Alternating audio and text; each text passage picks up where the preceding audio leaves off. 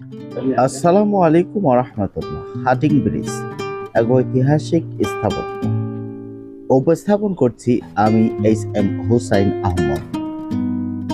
প্রারম্ভিকা। Harding bridge বাংলাদেশের একটি গুরুত্বপূর্ণ রেলওয়ে সেতু। এটি পদ্মা নদীর উপর অবস্থিত, পাবনা ও কুষ্টিয়া জেলার মধ্যে সংযোগ স্থাপন করে। ইতিহাস।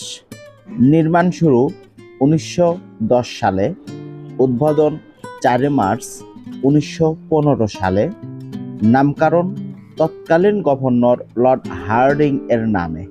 ব্রিটিশ আমলে তৈরি একটি স্থাপত্য বিস্ময়। গঠন ও নির্মাণ।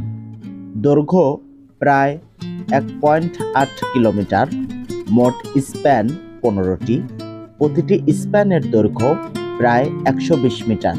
নির্মাণে ব্যবহৃত হয় স্টিল ও রিভেটেড কাঠামো। গুরুত্ব ও ব্যবহার। উত্তর ও দক্ষিণ বাংলাদেশের রেল যোগাযোগের মূল মাধ্যম।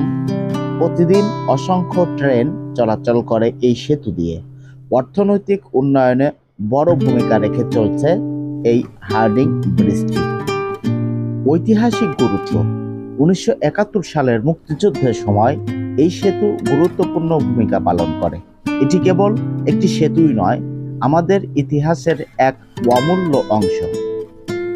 ঐতিহ্যবাহী ব্রিজটি সুদীর্ঘ 110 বছর বাংলাদেশের বুকে এরকমভাবে মাথা উঁচু করে দাঁড়িয়ে আছে।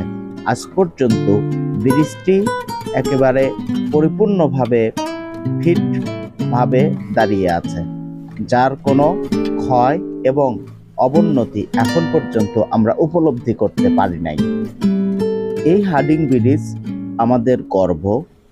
এটি প্রযুক্তি, স্থাপত্য ও ঐতিহ্যের এক অনন্য নিদর্শন।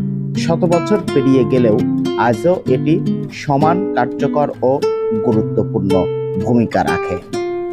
ব্রিজটি ব্রিটিশ শাসন আমলে নির্মিত হয় এবং এর নির্মাণে ব্রিটিশ প্রকৌশল, নকশা ও দক্ষতা ব্যবহৃত হয়।